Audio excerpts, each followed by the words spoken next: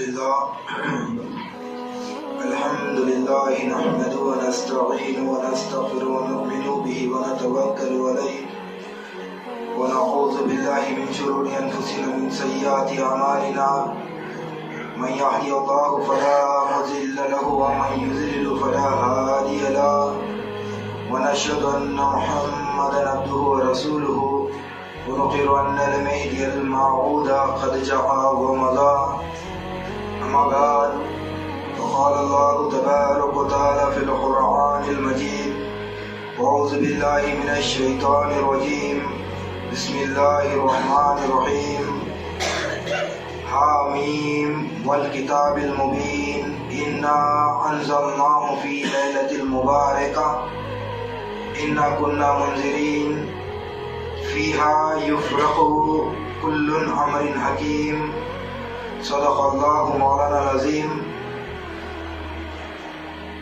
معزز سامعین خطبہ، اللہ سبحانہ و تعالی سورہ دخان رکو نمبر 1 میں ارشاد فرما رہا ہے، حامیم، قسم ہے اس کتاب روشن کی، ہم نے اس کو ایک برکت والی رات میں اتارا، بے شک ہم ڈرانے والے ہیں، اس رات ہر حکمت والا معاملہ فیصل کیا جاتا ہے۔ معزز سامعین خطبہ، میرے آج کے خطبے کا عنوان جس پر خطبہ ترتیب دیا گیا ہے، فضائل شب برات کے عنوان کے تحت آج کے خطبے کو ترتیب دیا گیا ہے۔ اللہ سبحانہ و تعالیٰ نے اس آیت مبارکہ میں یہ ارشاد فرمایا، حامیم، قسم ہے اس کتاب روشن کی، ہم نے اس کو ایک برکت والی رات میں اتارا، بے شک ہم ڈرانے والے ہیں، اس رات ہر حکمت والا معاملہ فیصل کیا جاتا ہے۔ اس امر میں اختلاف ہے کہ لیلۃ المبارکہ سے کون سی رات مراد ہے۔ اکثر مفسرین کا یہ خیال ہے کہ وہ شب قدر ہے، مگر صاحب تفسیر حسینی فارسی نے اس آیت کی تفسیر ان الفاظ میں کی ہے کہ لیلۃ المبارکہ شب برات است، یعنی نیمہ شعبان است، و برکت او در نزول ملائکہ و عجابت دعوت و فیصل اقضیہ و تقسیم نعم است۔ جلد 2 صفحہ 232 مطبوعہ۔ لیلۃ المبارکہ سے مراد 15ویں تاریخ شب برات ہے، اور وہ شب نصف شعبان ہے، یعنی 15ویں شعبان، اور رات میں ملائکہ کا نزول برکت کے ساتھ ہوتا ہے، اور اس رات میں دعائیں قبول ہوتی ہیں، اور اسی رات میں اقضیہ فیصل کیے جاتے ہیں اور نعمتیں تقسیم کی جاتی ہیں۔ معزز سامعین کرام، اللہ سبحانہ و تعالی اس رات میں تمام کے تمام تر فیصلے کرتا ہے، حیات کو لکھتا ہے، موت کو لکھتا ہے۔ اللہ سبحانہ و تعالی جس کو جتنا رزق عطا کرنا ہے وہ لکھ دیتا ہے، اور جس کے رزق میں کمی کرنا ہے وہ لکھ دیتا ہے، اور کون بچے پیدا ہونے والے ہیں وہ لکھ دیتا ہے۔ پھر اللہ سبحانہ و تعالی اس میں یہ بھی لکھ دیتا ہے کہ کون اس 15ویں شعبان سے آئندہ 15ویں شعبان تک گزرنے والے ہیں، وہ بھی اللہ سبحانہ و تعالی لکھ دیتا ہے۔ پھر اس بات پر غور و فکر کرتے ہیں تو اللہ سبحانہ و تعالی اس رات میں نعمت تقسیم فرما رہا ہے۔ سوال یہاں پر یہ پیدا ہوتا ہے کہ مسلمانوں کی نعمتوں کو اللہ تبارک و تعالیٰ نے جو ان کو عطا کیا ہے ان میں سے ایک بہت بڑی نعمت دولت ہے، جس کے متعلق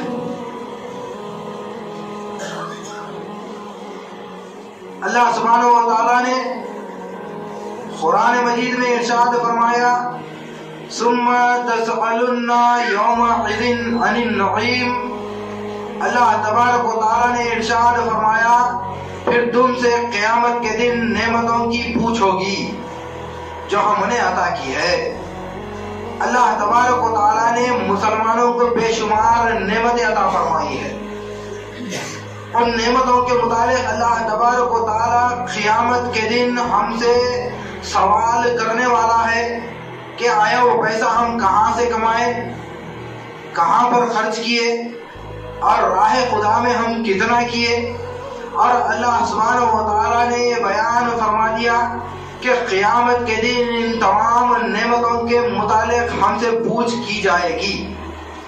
اب آئیے، جو جتنا زیادہ مال رکھتا ہے اس کو اتنا ہی سوال ہوگا، اور جو عقل حلال سے کماتا ہے، راہ خدا میں لٹاتا ہے، تو اللہ سبحانہ و تعالیٰ اس کا اجر قیامت کے دن اسے عطا کرے گا۔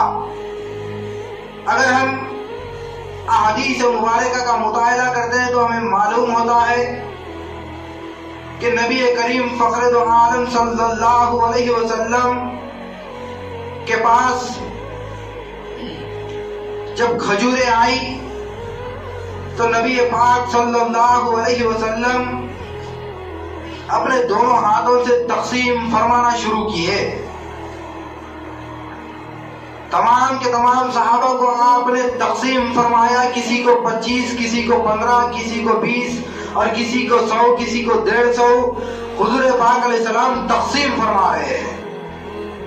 حضرت علی علیہ السلام کی جب باری آئی تو حضرت علی علیہ السلام کو ایک کھجور حضور پاک علیہ السلام نے دیا۔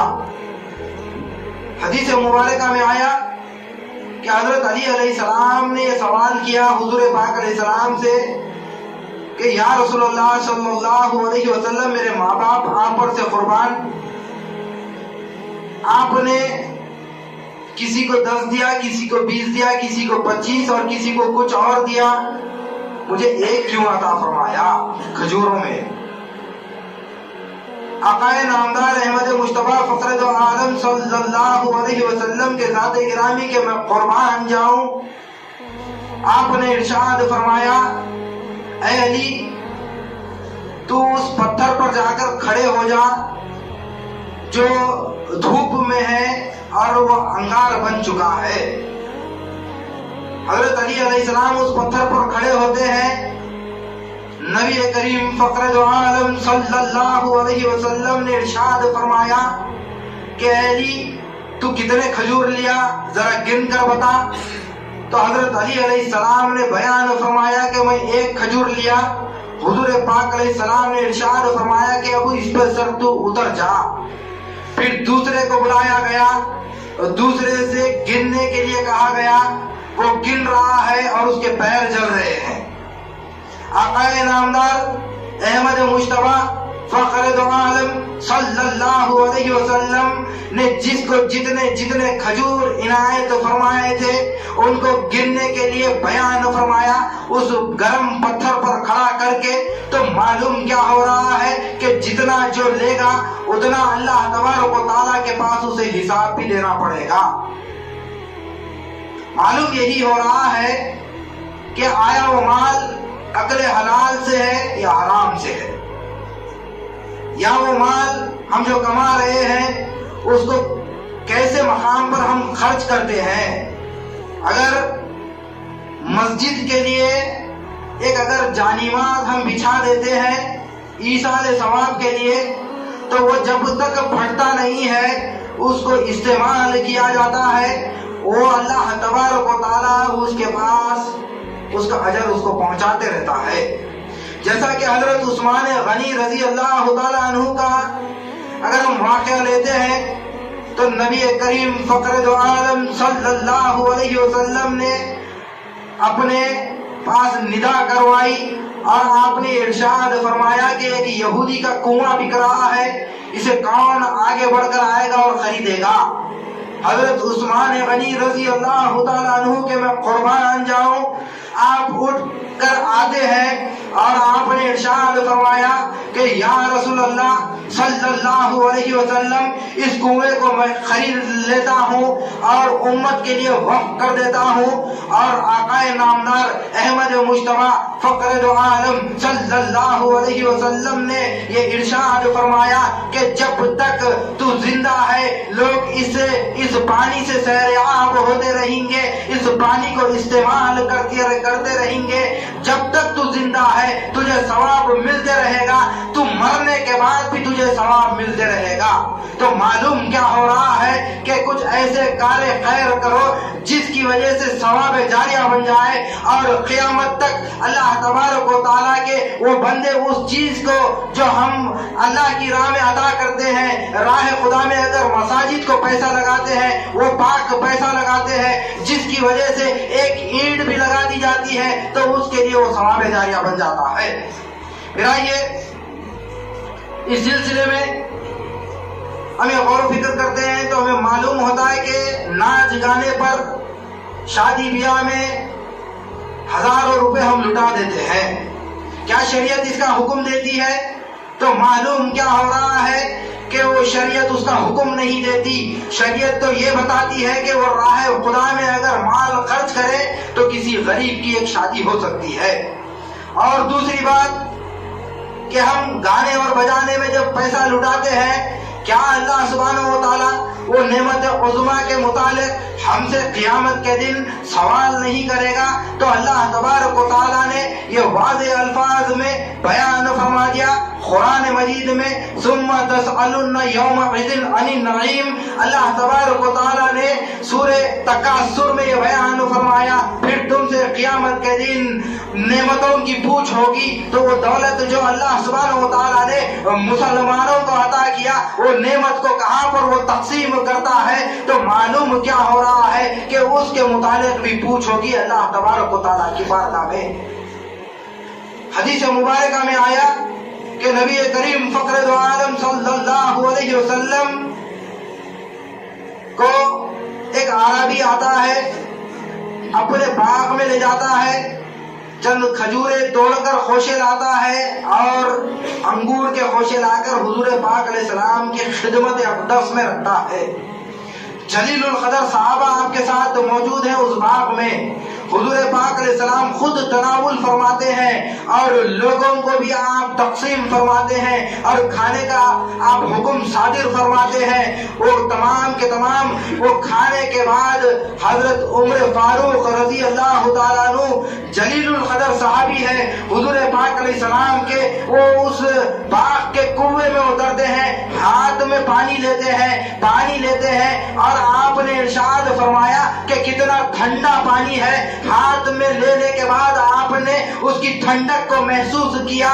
حضرت نبی کریم فخر دو عالم صلی اللہ علیہ وسلم نے ارشاد فرمایا، اے عمر، اس پانی کے متعلق بھی تجھ سے پوچھ کی جائے گی قیامت کے دن۔ حضرت عمر فاروق رضی اللہ تعالیٰ عنہ کے ہاتھوں سے ہیبت کے مارے وہ پانی چھوٹ جاتا ہے۔ آپ نے پلٹ کر یہ پوچھا حضور پاک علیہ السلام سے کہ یا رسول اللہ صلی اللہ علیہ وسلم، کیا اس پانی کے متعلق بھی اللہ سبحانہ و تعالیٰ کے پاس پوچھ ہوگی؟ تو آپ نے ارشاد فرمایا، ہاں اس کے متعلق بھی پوچھ ہوگی۔ اللہ سبحانہ و تعالیٰ کا اگر تو شکر بجا لا کر اسے استعمال کرے گا، اسے پیے گا، تو اللہ سبحانہ و تعالیٰ تجھے نہیں سوال کرے گا۔ اگر تو ناشکرہ پنا کر کے اگر اسے استعمال کرے گا تو اللہ سبحانہ و تعالیٰ قیامت کے دن تجھ سے پوچھنے والا ہے۔ تو معلوم کیا ہو رہا ہے کہ ایک معمولی پانی کے خطرے کے متعلق بھی اللہ سبحانہ و تعالیٰ کے پاس حساب و کتاب دینا پڑے گا کہ ہم آیا کتنے مرتبہ اللہ تبارک و تعالیٰ کا دن میں شکر بجا لاتے ہیں۔ ہم مومن مسلمان ہیں تو ہم کو جو نعمتیں عطا کی ہے ان نعمتوں کا کتنا اللہ کی بارگاہ میں ہم شکر بجا لاتے ہیں۔ معلوم کیا ہو رہا ہے کہ ہم اس میں صفر ہیں، ہم کو چاہیے کہ اللہ کا ہر لمحہ شکر بجا لاتے رہے. صحت دیا, تندرستی دیا, ہاتھ پیر سلامت ہیں, آنکھ دیا, ناک دیا, چہرہ خوبصورت دیا, ہر اعتبار سے اللہ تبارک و تعالیٰ نے ہم کو اچھا بنایا, تو اس کا ہم دل میں کتنا شکر بجا لاتے ہیں. تو معلوم کیا ہو رہا ہے کہ انسانوں میں سب سے مسلمان ناشکرا ہوتا ہے اللہ تبارک و تعالیٰ کا. اب آئیے اس سلسلے میں ہم یہ دیکھتے ہیں آقا نامدار احمد مصطفیٰ فخر دو عالم صلی اللہ علیہ وسلم نے بے شمار شب برات کی فضائل کو آپ نے بیان فرمایا, مگر قرآن مجید عمل صالح کے متعلق کیا بیان کرتا ہے اس کا اگر مطالعہ کریں گے تو ہمیں معلوم ہوگا. اللہ سبحانہ و تعالیٰ نے قرآن مجید میں ارشاد فرمایا ان الذین آمنوا وعملوا الصالحات لهم جنات النعیم خالدین فیہا وعد اللہ حقا وهو العزیز الحکیم. اللہ سبحانہ و تعالیٰ نے سورہ لقمان میں ارشاد فرمایا بے شک جو لوگ ایمان لائے اور عمل صالح کیا ان کے لیے نعمتوں والی جنتیں ہیں, ان میں ہمیشہ رہیں گے. اللہ کا وعدہ سچا ہے اور وہ غالب حکمت والا ہے. آئیے اس بات پر اگر غور و فکر کرتے ہیں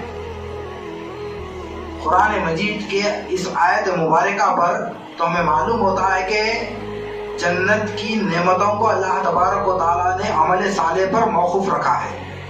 جو بندہ اس دنیا میں نیک عمل کرتا ہے وہ نعمتیں پاتا ہے جنت فردوس کی, جس کی میراث ہے وہ عمل صالح کرنے والوں کی. تو اللہ تبارک و تعالیٰ نے اس قرآن مجید میں کوئی چیز کو نہیں چھوڑا. قیامت تک کیا کیا ہونے والا ہے اس قرآن مجید میں اللہ سبحانہ و تعالیٰ نے بیان فرمایا. اب قرآن مجید کا مسلمان ہونے کے ناطے ہم کتنا حق ادا کر رہے ہیں, سوال یہ پیدا ہوتا ہے. تو ہمیں معلوم ہوتا ہے کہ ہم قرآن مجید کا حق ادا نہیں کر رہے ہیں. قرآن مجید کتاب خانوں کی زینت بنی ہوئی, قرآن مجید کو ہم صرف اور صرف رمضان المبارک میں کھول کر اس کا مطالعہ کرتے ہیں, وہ بھی ہم اس کو سمجھ نہیں سکتے. امامنا مہدی موعود علیہ السلام کا فرمان مبارک ہے, آپ نے ارشاد فرمایا فہمیدن قرآن نور ایمان کافی است. آپ نے ارشاد فرمایا کہ قرآن کو سمجھنے کے لیے نور ایمان کافی ہے. تو دل میں نور ایمان ہونا پڑے گا پہلے, اس کے بعد ہم قرآن کو سمجھ سکیں گے, اور ایمان کی حلاوت ہونا پڑے گا.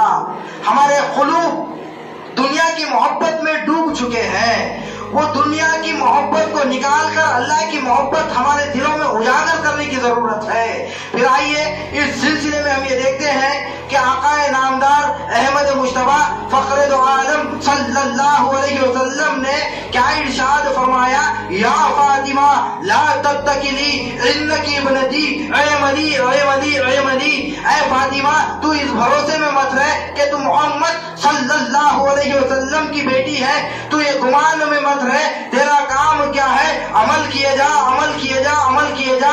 تو معلوم کیا ہو رہا ہے کہ حضور پاک علیہ السلام نے اپنے صاحبزادی سے آپ نے ارشاد فرمایا, مگر امت کی طرف اشارہ تھا حضور پاک علیہ السلام کا. وہ تو خاتون جنت ہے, اور جنت میں سب سے پہلے داخل ہونے والی عورتوں میں وہ خاتون جنت حضرت بی بی فاطمہ رضی اللہ تعالیٰ عنہا ہے, جن کو سبز چادر میں لپیٹ کر لایا جائے گا. تو اس دن قیامت کا دن جو رہے گا, اس دن جب ہری چادر میں لپیٹ کر بی بی فاطمہ رضی اللہ تعالیٰ عنہا کو لایا جائے گا, تو اس دن تمام کے تمام لوگوں کو یہ حکم دیا جائے گا کہ تم اپنی نظروں کو جھکا لو, کیونکہ خاتون ولایت یہاں سے گزر رہی ہے. تو معلوم کیا ہو رہا ہے کہ حضرت بی بی فاطمہ رضی اللہ تعالیٰ عنہا جو خاتون ولایت ہیں, جنت میں عورتوں میں سب سے پہلے جنت میں داخل ہونے والی, ان کے متعلق حضور پاک علیہ السلام نے ارشاد فرمایا,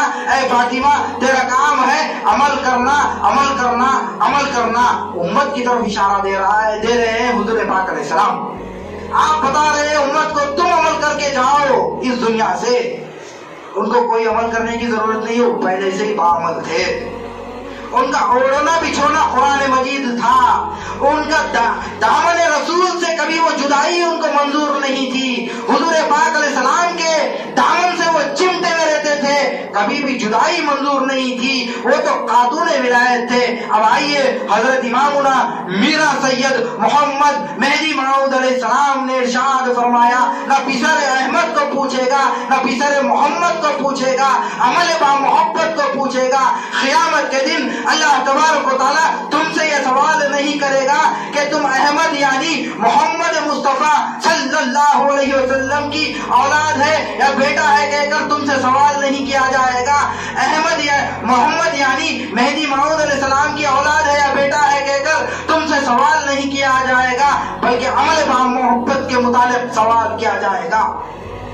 حضرت امامنا مہدی موعود علیہ السلام کی یہ پاک تعلیم تھی. آپ نے واضح فرما دیا کہ صبح کے متعلق جب پوچھے گا اللہ تبارک و تعالیٰ عمل صالح کیا کیا دنیا کے اندر، حسب نسب کو نہیں دیکھے گا، وہ اس کے جاہ و منصب کو نہیں دیکھے گا، اللہ تبارک و تعالیٰ اس کے پیسے کو اس کے دولت کو نہیں دیکھے گا. تو وہاں پر دیکھے گا تو کیا دیکھے گا؟ عمل صالح دیکھے گا کہ وہ کتنا دنیا میں عمل کر کے آیا، کتنے نمازیں پڑھا ہے، کتنے روزے رکھا ہے، کتنی رات کی عبادت کیا ہے، کتنی دن کی عبادت کیا ہے، کتنا وہ آہ و بکا کرتا تھا اللہ سبحانہ و تعالیٰ کی بارگاہ میں، وہ کتنا رو کر اپنے رب کو راضی کرتا تھا.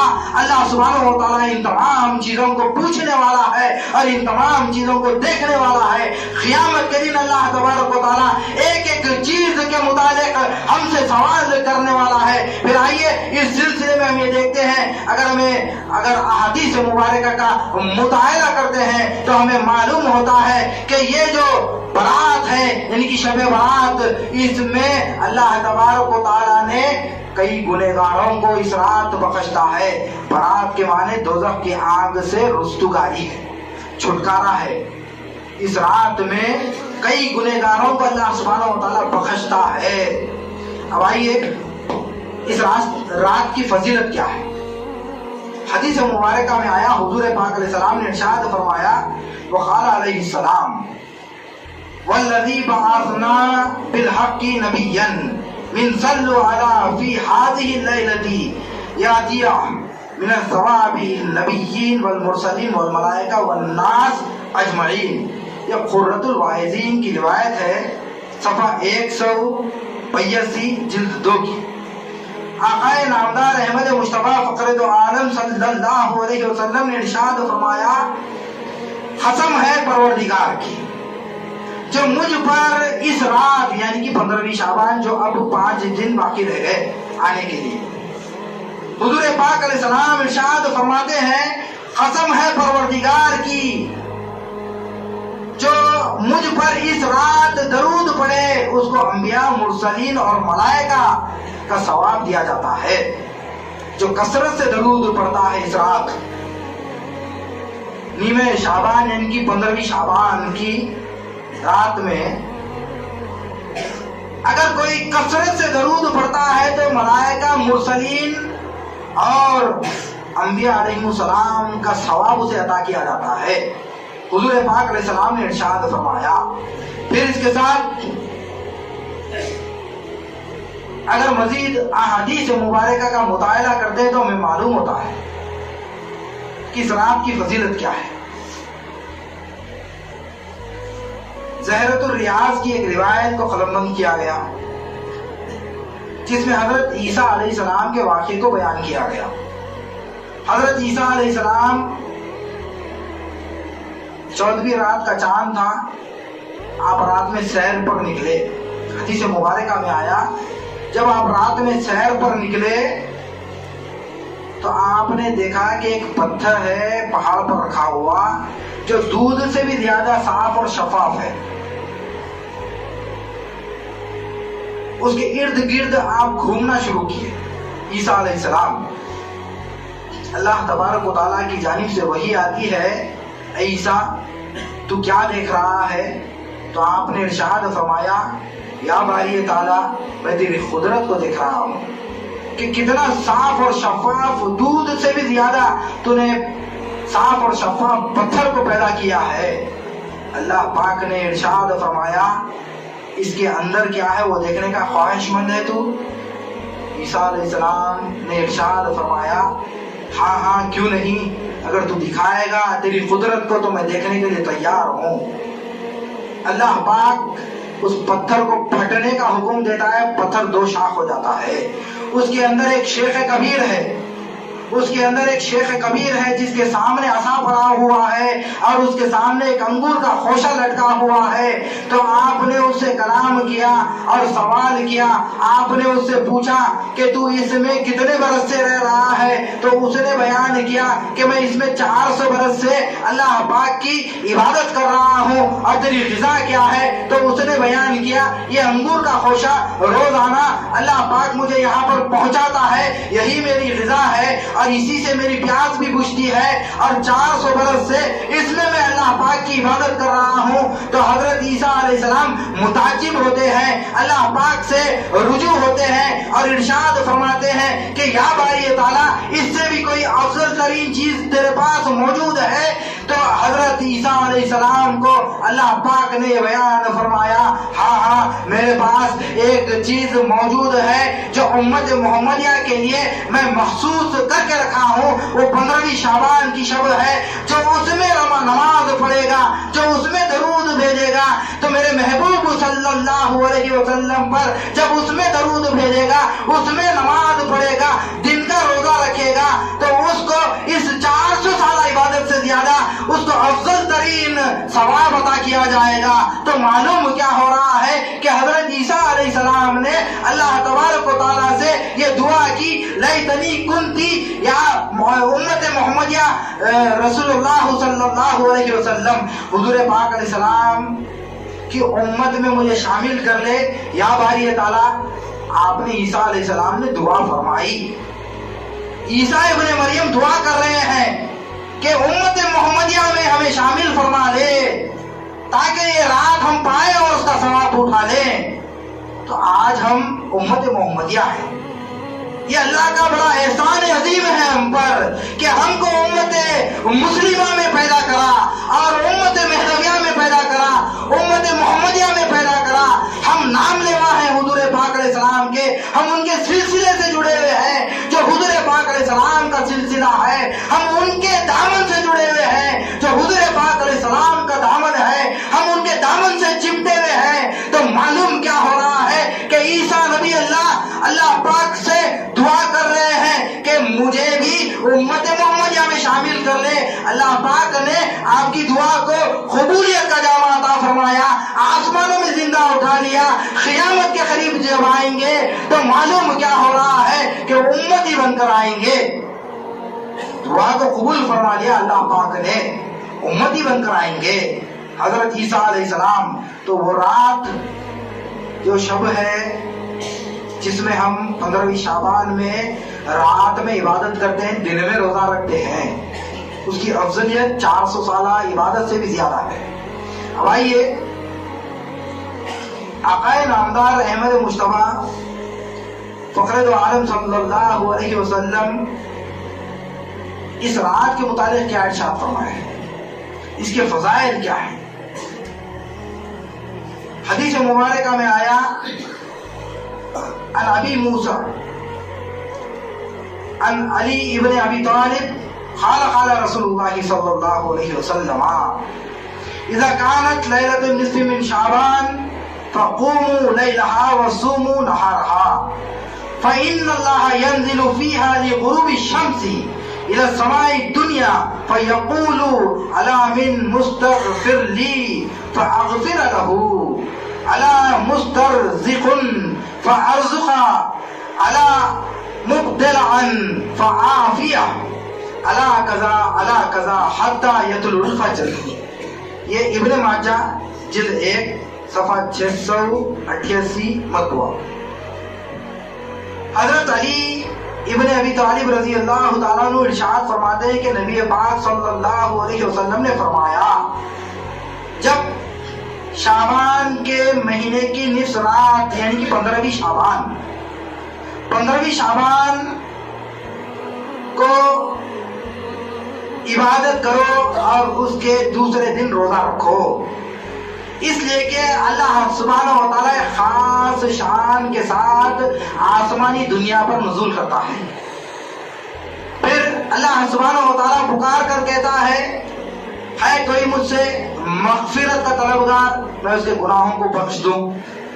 پھر اللہ پاک پکار کر کہتا ہے کوئی مجھ سے رزق کا طلبگار، روٹی کا مانگنے والا، میں اسے رزق اور روٹی عطا کر دوں۔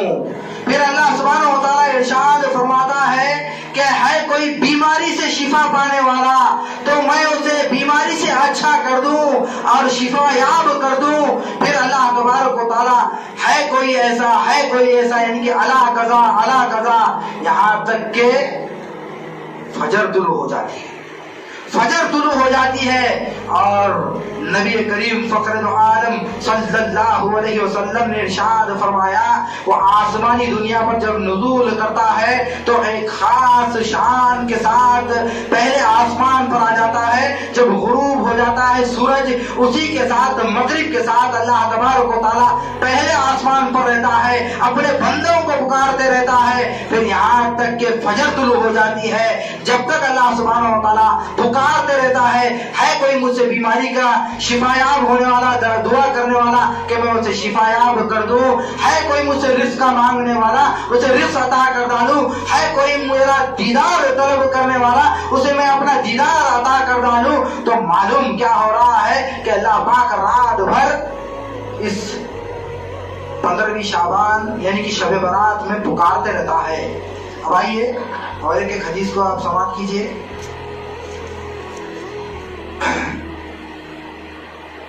اللہ پاک صرف اور صرف 15ویں شعبان یعنی کہ شب برات کو ہی پہلے آسمان پہ نہیں آتا، شب قدر کو ہی پہلے آسمان پہ نہیں آتا، شب معراج کو پہلے آسمان پہ ہی نہیں آتا، بلکہ حضرت ابو ہریرہ رضی اللہ تعالیٰ عنہ ارشاد فرماتے ہیں کہ اللہ پاک ہر رات آتا ہے آسمانی دنیا پر، ہر رات، سال کے 12 مہینے اللہ پاک پہلے آسمان پر رات کے حصے میں آتا ہے۔ اب آئیے حدیث مبارکہ کے الفاظ کو آپ سماعت کیجیے۔ ان ابی ہریرہ رضی اللہ تعالیٰ عنہ ان رسول اللہ صلی اللہ علیہ وسلم قال ينزل ربنا عز وجل كل ليلة إلى السماء الدنيا حين يبقى ثلث الليل الآخر فيقول من يدعوني فاستجيبوا له من يسألوني فأعطيه من يستغفر لي فأغفر له۔ ابو داؤد میں آیا حدیث مبارکہ میں جلد 1 صفحہ 490 میں حضرت ابو ہریرہ رضی اللہ تعالیٰ عنہ ارشاد فرماتے ہیں کہ نبی کریم فخر عالم صلی اللہ علیہ وسلم نے ہم سے ارشاد فرمایا پروردگار ہر رات آدھی رات کے بعد آسمانی دنیا پر نزول کرتا ہے، جو بندے سوتے ہیں وہ کھوتے ہیں، جو جاگتے ہیں وہ پاتے ہیں۔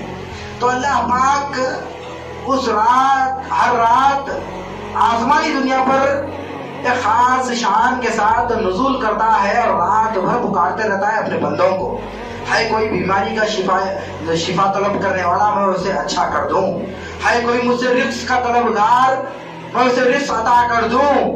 اللہ پاک رات بھر اپنے بندوں کو پکارتے رہتا ہے مگر بندے اس کے بستر کو تھامے ہوئے، بستر کو پکڑے ہوئے آرام کرتے رہتے ہیں۔ تو معلوم کیا ہو رہا ہے کہ شب برات کو، شب قدر کو، شب معراج کو نہیں آتا، بلکہ اللہ پاک ہر رات آسمانی دنیا پر نزول کرتا ہے۔ اسی لیے اللہ پاک نے سورہ مدثر میں ارشاد فرمایا قم اللیل الا قلیلا، اے محبوب صلی اللہ علیہ وسلم آپ آدھی رات کے حصے میں اٹھیے اور ہماری عبادت کیجیے، ہمیں پکاریے۔ تو معلوم کیا ہو رہا ہے جو رات کے حصے میں اللہ پاک کو پکارتے ہیں وہ بندے اللہ سبحانہ و تعالیٰ کا قرب عطا کر لیتے ہیں، اللہ ان کے قریب ہو جاتا ہے اور اللہ پاک کا وہ دیدار انہیں اللہ پاک اپنے فضل سے انہیں اپنا دیدار نصیب کرتا ہے، بیماریوں سے شفا یاب کرتا ہے، اللہ پاک انہیں رزق سے عطا عطا کرتا ہے اور معلوم کیا ہو رہا ہے کہ نعمتوں کی تقسیم فرماتا ہے. ہر رات اللہ تبارک و تعالیٰ نعمتوں کی تقسیم فرما رہا ہے. پھر آئیے اور ایک حدیث بڑی مشہور و معروف ہے. اس رات میں کتنے گنہگاروں کو بخشا جاتا ہے اس حدیث کے مطالعے سے ہمیں معلوم ہوگا. عن عائشہ رضی اللہ تعالی عنہا قالت فقدت نبی صلی اللہ علیہ وسلم ذات لیلۃ فخرجت اطلبه فاذا هو بالبقيع رافع راسه الى السماء فقال رايا عائشہ اکنتی تخافین ان یحیف اللہ علیک ورسولہ قالت قد قلت وما بی ذلك ولکنی ظننت انک اتیت بعض نسائک فقال ان اللہ تعالی ينزل لیلۃ النصف من شعبان الى السماء الدنیا فیغفر لی اکثر من عدد شعر غنم کلب. یہ ابن ماجہ جلد 1 صفحہ 688 مطبوعہ کی روایت ہے. ام المومنین عائشہ صدیقہ رضی اللہ تعالی عنہا ارشاد فرماتی ہے کہ ایک رات میں نے نبی پاک صلی اللہ علیہ وسلم کو اپنے بستر پر نہیں پایا. میں تلاش کی حضور پاک علیہ السلام کو اپنے بستر پر رات کے حصے میں، تو حضور پاک علیہ السلام کو میں نے نہیں پایا.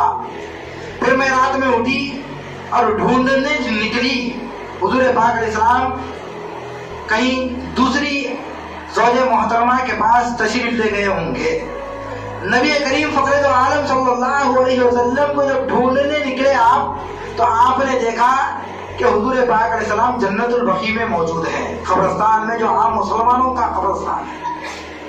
مدینہ پاک میں جنت البقیع ہے جو مسلمانوں کا عام قبرستان ہے. وہاں پر حضور پاک علیہ السلام کو آپ نے پایا. بی بی عائشہ صدیقہ رضی اللہ تعالی عنہا بیان فرماتی ہے کہ میں نے دیکھا حضور پاک علیہ السلام ہاتھ اٹھائے ہوئے ہیں اور دعا و استغفار کر رہے ہیں مرحومین کے لیے. نبی کریم فخر دو عالم صلی اللہ علیہ وسلم کے قریب آپ پہنچتی ہیں تو آپ نے ارشاد فرمایا، حضور پاک علیہ السلام نے بی بی عائشہ سے، اے عائشہ تو یہ گمان کرتی تھی یا خیال کرتی تھی کہ میں تیری حق تلفی کروں گا، آج کی رات کی باری میں کسی اور زوجہ کے پاس میں جاؤں گا، تو یہ خیال کرتی تھی؟ تو آپ نے ارشاد فرمایا لا لا یا رسول اللہ، نہیں نہیں یا رسول اللہ صلی اللہ علیہ وسلم، میں نے اپنے بستر پر آپ کو نہیں پایا تو تلاش کرنے کے لیے نکلی. تو حضور پاک علیہ السلام نے ارشاد فرمایا اے عائشہ تجھے خبر ہے کون سی رات ہے؟ تو آپ نے ارشاد فرمایا اللہ اور اللہ کا رسول بہتر جانتا ہے. پھر بی بی عائشہ صدیقہ رضی اللہ تعالی عنہا سے آپ نے ارشاد فرمایا کہ وہ رات ہے جس میں اللہ تبارک و تعالی آسمانی دنیا پر ایک خاص شان کے ساتھ نزول کرتا ہے، پہلے آسمان پر آ جاتا ہے. پھر آپ نے ارشاد فرمایا کہ پھر اللہ پاک بنو کلب کے بکریوں کے بالوں کے اتنے گنہگاروں کو اس رات ان کی مغفرت فرماتا ہے، دوزخ کی آگ سے انہیں رستگاری دیتا ہے. اسی لیے میں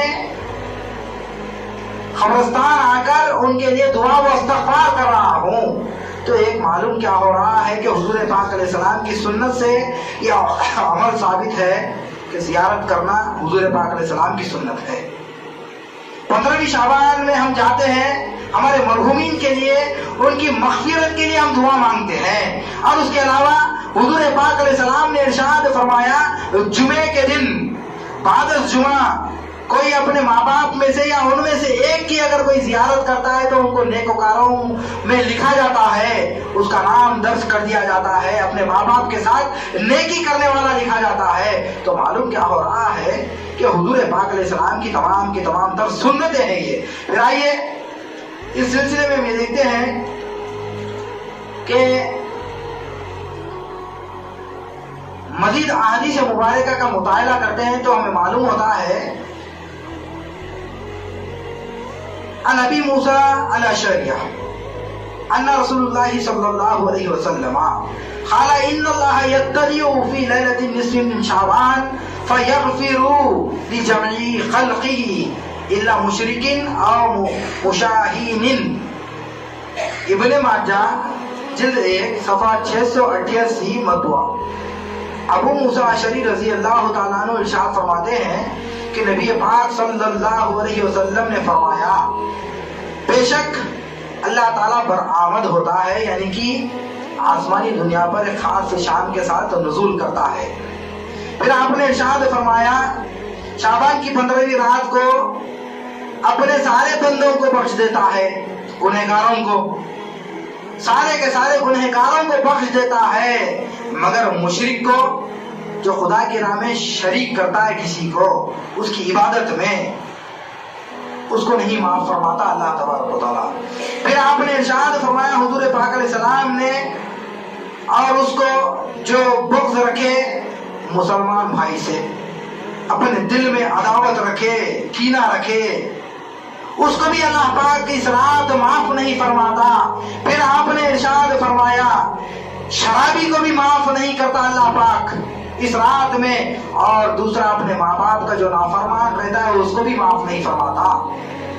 اپنے ماں باپ کا جو نافرمان رہتا ہے اس رات میں اس کو بھی نہیں بخشتا اللہ پاک. پھر آئیے آقا نامدار احمد مصطفیٰ فخر دو عالم صلی اللہ علیہ وسلم نے کیا ارشاد فرمایا ماں باپ کے متعلق.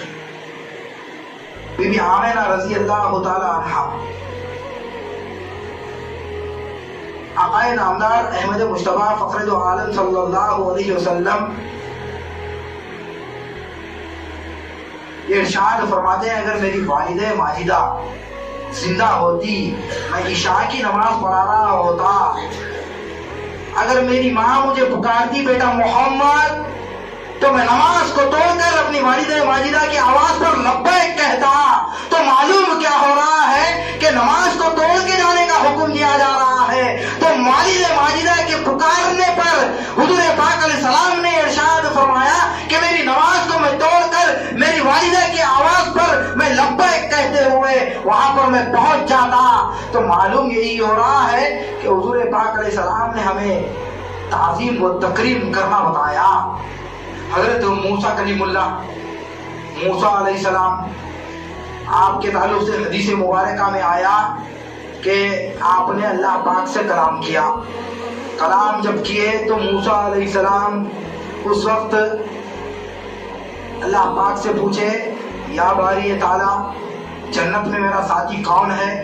تو آپ نے جب سوال کیا اللہ پاک نے جواب دیا اے موسیٰ تیرا ساتھی جنت میں خصاب ہے،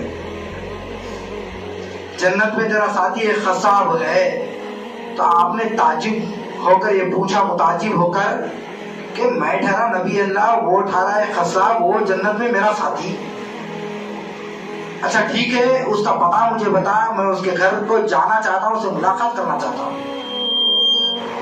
حضرت موسیٰ کلیم اللہ کو اللہ پتہ بتاتا ہے، وہ خصاب کی دکان پر آپ پہنچتے ہیں. ایک درخت کی آڑ میں کھڑے ہو کر آپ دیکھتے ہیں کہ وہ گوشت کو کاٹتا ہے، گوشت بیچتا ہے، تھوڑا گوشت بچتا ہے، ایک بوریے میں ڈالتا ہے، اپنے کھاندے پر لاتا ہے، اس کے بعد گھر کو آتا ہے. اس کا پیچھا کرتے ہوئے حضرت موسیٰ کلیم اللہ پہنچتے ہیں. جب گھر کے پاس پہنچتے ہیں تو وہاں اندر وہ گھر کا دروازہ کھول کر اندر داخل ہوتا ہے تو ایک ضعیفہ لیٹی ہوئی رہتی ہے، ایک ضعیف عورت لیٹی ہوئی رہتی ہے بستر پر. وہ جاتا ہے، پہلے موسیٰ کلیم اللہ پورا واقعہ دیکھ رہے ہیں، اندر جاتا ہے، برتن نکالتا ہے، گوشت ڈالتا ہے، دھوتا ہے اور اس کا سالن بناتا ہے، کھانا تیار کرتا ہے. وہ ضعیفہ کو اٹھاتا ہے، کھانا کھلاتا ہے، منہ پوچھتا ہے پانی پلا کر، پھر سلا دیتا ہے. وہ لیٹتے لیٹتے دعا دیتی ہے بیٹا تیرا حشر اللہ تبارک و تعالی جنت میں موسیٰ کے ساتھ کرے. تو وہ خصاب یہ کہتا ہے اگر اماں تو روزانہ مجھے دعا دیتی ہے کہ تیرا حشر جنت میں موسیٰ کے ساتھ کرے، میں ٹھہرا خصاب، وہ ٹھہرے نبی اللہ، میرا ان کا کیا تال میل ہے؟ حضرت موسیٰ کلیم اللہ اس تمام معاملے کو دیکھ رہے تھے. دیکھ کر آپ نے اجازت لے کر اندر آپ داخل ہوئے تو انہوں نے کہا کہ یہ میری والدہ ہے. سوال جب کرے آپ کے یہ کون ہے ضعیفہ، تو اس نے کہا کہ یہ میری والدہ ہے، روزانہ مجھے دعا دیتی ہے کہ جنت میں تیرا حشر موسیٰ کے ساتھ کرے اللہ. تو موسیٰ علیہ السلام نے ارشاد فرمایا اللہ پاک نے تیری دعا کو قبول کر لیا ہے کہ میں موسیٰ کھڑا ہوا ہوں تیرے سامنے اور جنت کا ساتھی تو میرے پاس ہے. تو معلوم کیا ہو رہا ہے کہ ایک والدہ کی جو دعا ہوتی ہے وہ ایسی دعا ہوتی ہے کہ اللہ پاک کے 70,000 نورانی پردوں کو وہ چیرتے ہوئے جاتی ہے اور اللہ پاک کے پاس وہ ٹکراتی ہے تو اللہ سبحانہ و تعالیٰ اور اس کی ماں کی دعاؤں کو قبولیت کا جامع عطا فرماتا ہے. تو معلوم کیا ہو رہا ہے کہ حضرت نبی کریم فخر دو عالم صلی اللہ علیہ وسلم نے جب جنت میں جب آپ گئے تو وہاں پر حضور پاک علیہ السلام نے دیکھا کہ جنت کی سیر کر رہے ہیں. معراج میں جب گئے جنت کی سیر ہو رہی ہے تو وہاں پر قرآن کی تلاوت کی آپ نے آواز کو سماعت کیا تو حضور پاک علیہ السلام نے جبرائیل سے پوچھا اے جبرائیل یہاں پر اس جنت میں کون قرآن اتنے بہترین لہن میں پڑھ رہا ہے؟ تو موسیٰ حضرت نبی پاک صلی اللہ علیہ وسلم کو جبرائیل علیہ السلام نے ارشاد فرمایا کہ وہ حارثہ بن نعمان ہے، وہ تو قرآن پڑھ رہا ہے. حضور پاک علیہ السلام نے ارشاد فرمایا اس کی آواز جنت میں کیسے آ رہی ہے؟ وہ تو زندہ ہے، دنیا میں موجود ہے، میں اس سے ملاقات کر کے آیا ہوں تو اس کی آواز جنت میں کیسے آ رہی ہے؟ تو آپ نے ارشاد فرمایا کہ اللہ تبارک و تعالیٰ نے مجھے یہ حکم دیا ہے کہ وہ اپنی ماں کی بہت خدمت کیا ہے، اس کے قرآن کی تلاوت جو وہ کرتا ہے جنت والوں کو سنایا جائے. تو معلوم کیا ہو رہا ہے جو ماں کی خدمت کرتا ہے اللہ تبارک و تعالیٰ اس کا اجر و ثواب بہت زیادہ رکھا ہے. موسیٰ علیہ السلام کا ساتھی جنت میں قصاب، حضور پاک علیہ السلام نے حارثہ بن نعمان کی آواز کو قرآن جو آپ تلاوت کر رہے ہیں دنیا میں جنت میں آپ نے اس کی آواز کو سنا ہے. تو جس کی والدہ ہے جس کے والد ہیں ان کی قدر کرو، یہ ہمارے لیے غنیمت ہے. ان کی جتنی ہم خدمت کریں یہ ہمارے لیے غنیمت ہے کیونکہ وہ جو دعائیں وہ لوگ ہم کو دیتے ہیں وہ دعائیں اللہ تبارک و تعالیٰ کے 70,000 نورانی پردوں کو چیرتے ہوئے جاتے ہیں، جا کر ٹکراتی ہیں، وہ دعائیں قبول ہوتی ہیں. اور ماں کے قدموں تلے جنت ہے. باپ جنت کے دروازوں میں سے بیچ کا دروازہ ہے اور ایک ایک باپ وہ ہوتا ہے جو روحانی باپ ہوتا ہے، وہ تمہارا مرشد ہے تو اس کی بھی اطاعت کرنا ہم پر واجب اور ضروری ہے. تو معلوم کیا ہو رہا ہے ہم کو یہ پہنچانے والے ہیں، جنت کا راستہ بتانے والے ہیں، جنت کا ایک تو دروازہ ہے، جنت کا ایک تو روحانی باپ ہے، ایک تو ادھر جنت ماں کے قدموں تلے ہے. تو معلوم یہی ہو رہا ہے کہ ان جنت کو ٹھکرانا نہیں چاہیے، ان کی دعا دے کر ہم جنت کے حقدار بننا ہے. ویسے تو ایک مہدوی مومن ہونے کے ناطے ہمیں جنت سے کوئی سروکار نہیں ہے، جنت کے ہم طالب نہیں ہے، جنت والے کے طالب ہے جس نے جنت کو پیدا کیا ہے. جنت والا ہمارا ہو گیا تو جنت کس کی ہوئی، دنیا کس کی ہوئی؟ تو معلوم کیا ہو رہا ہے کہ جنت والا ہمارا ہے، کائنات بھی ہماری ہے، جنت بھی ہماری ہے. تو اسی لیے ہم جنت والے کو پکڑ لیے ہیں بحیثیت مہدوی. پھر آئیے اس سلسلے میں اور ایک روایت کو سماعت کیجیے، اس کے بعد میں اپنے خطبے کو ختم کروں گا. ابن عمر رضی اللہ تعالیٰ ارشاد فرماتے ہیں 5 راتوں میں دعا کو رد نہیں کیا جاتا. 5 راتوں میں، ایک جمعے کی رات اس میں جو دعا کرتا ہے اللہ تبارک و تعالیٰ اس کی دعا کو قبولیت کا جامع عطا فرماتا ہے. پھر آپ نے ارشاد فرمایا رجب کی پہلی رات، رجب کا جو مہینہ شروع ہوتا ہے چاند دکھنے کے بعد پہلی رات، اس میں بھی دعاؤں کو قبول کیا جاتا ہے. پھر آپ نے ارشاد فرمایا شب برات کی دعا، یعنی کہ اس رات میں نماز پڑھنا شب برات میں، اور دن میں روزہ رکھنا، رات میں دعا کرنا اللہ کی بارگاہ میں اور نماز پڑھنا. اس میں بھی دعا کو رد نہیں کیا جاتا، لوٹایا نہیں جاتا، بلکہ اس کی دعاؤں کو قبول کیا جاتا ہے۔ پھر حضور پاک علیہ السلام نے ارشاد فرمایا، اور عیدین کی دو راتیں آپ نے ارشاد فرمایا، عید الفطر اور عید الاضحیٰ، ان دونوں راتوں میں اللہ تبارک و تعالیٰ اس کے بندوں کے دعاؤں کو قبولیت کا جامع عطا فرماتا ہے۔ دعاؤں کو رد نہیں کرتا بلکہ دعاؤں کو قبول کرتا ہے، اس کے مرادوں کو پورا کرتا ہے اللہ پاک۔ پھر یہاں پر دیکھیے حضرت سیدنا عبد القادر جیلانی رضی اللہ تعالیٰ عنہ بیان فرماتے ہیں، آپ نے ارشاد فرمایا بنیت الطالبین میں صفحہ 329 میں آپ نے ارشاد فرمایا شعبان 5 حروف کا مجموعہ ہے۔ کیا ہے؟ 5 حروف کا مجموعہ، شین عین با الف نون، شعبان ہوتا ہے۔ آپ نے ارشاد فرمایا اللہ تعالیٰ نے اس کے شین میں شرف رکھا ہے، شفقت رکھی ہے، محبت کو رکھا ہے۔ پھر آپ نے ارشاد فرمایا اس کے عین میں الف، عظمت، بلندی کو رکھا ہے، کامیابی اور ترقی ہے۔ اس میں جو رات میں عبادت کرتا ہے اس کے لیے کامیابی اور ترقی ہے۔ پھر آپ نے ارشاد فرمایا اس کے باں میں بر یعنی نیکی رکھی گئی ہے، اس کے باں میں، شعبان کی باں میں نیکی کو رکھا گیا ہے۔ پھر آپ نے ارشاد فرمایا اس کے الف میں الفت و عظمت کو رکھا گیا ہے۔ پھر آپ نے ارشاد فرمایا اس کے نون میں اللہ پاک نے اپنے نور کو رکھا ہے۔ اس رات میں اپنے نور سے ساری دنیا کو روشن اور منور کرتا ہے اللہ پاک۔ شب برات میں ساری دنیا روشن اور منور ہو جاتی ہے، ایک خاص شان کے ساتھ آسمانی دنیا کی طرف اللہ پاک نزول کر رہا ہے تو اپنا نور تمام دنیا پر پھیلا دیتا ہے، اور پھر اللہ پاک اس کے دعاؤں کو قبولیت کا جامع عطا فرماتا ہے، اور رحمت و رافت کے فرشتے پورے کے پورے آسمان سے اتر پڑتے ہیں اور ملائکہ نعمتوں کی تقسیم فرماتے ہیں۔ تو معلوم کیا ہو رہا ہے کہ ان نعمتوں کو لینے والے وہ بندے ہیں جو دن میں روزہ رکھتے ہیں، رات میں اللہ کی عبادت کرتے ہیں، اور اللہ تبارک و تعالیٰ کا خوف اپنے دلوں میں رکھتے ہیں، اللہ کا ڈر رکھتے ہیں، اللہ کا ذکر و فکر کرتے ہیں، رات میں نماز پڑھتے ہیں شب برات میں، اور اس کے ساتھ ساتھ دعا و استغفار کرتے ہیں، حضور پاک علیہ السلام پر، مہدی علیہ السلام پر درود و سلام جو بھیجتے ہیں، تو ان کے لیے ملائکہ کا اور انبیاء علیہ السلام کا اور مرسلین کا انہیں ثواب دیا جا رہا ہے، صالحین کا انہیں ثواب دیا جا رہا ہے۔ تو ہمیں معلوم کیا ہو رہا ہے، اس رات کی بڑی فضیلت رکھی گئی ہے۔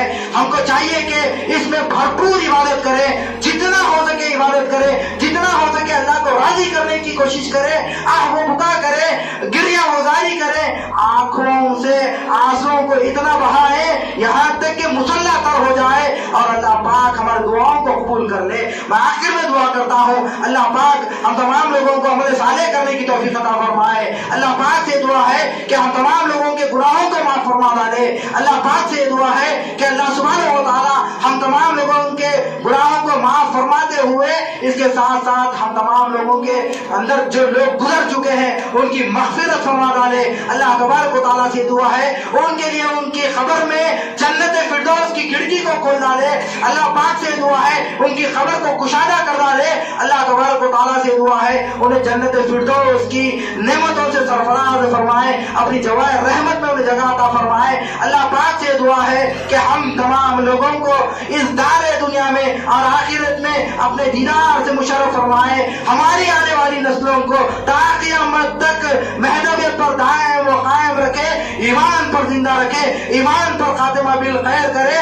اور اللہ پاک سے دعا ہے کہ اللہ سبحانہ و تعالی ہم تمام لوگوں کو اللہ سبحانہ و تعالی ہر بیماری سے دور رکھے۔ اللہ پاک سے دعا ہے کہ اللہ سبحانہ و تعالی ہم تمام لوگوں کی محافظت فرمائے ہر بلایات و آفات سے۔ اللہ سبحانہ و تعالی سے دعا ہے کہ اللہ سبحانہ و تعالی ایمان پہ زندہ رکھتے ہوئے ایمان پر ہمارا خاتمہ بالخیر کرے۔ وآخر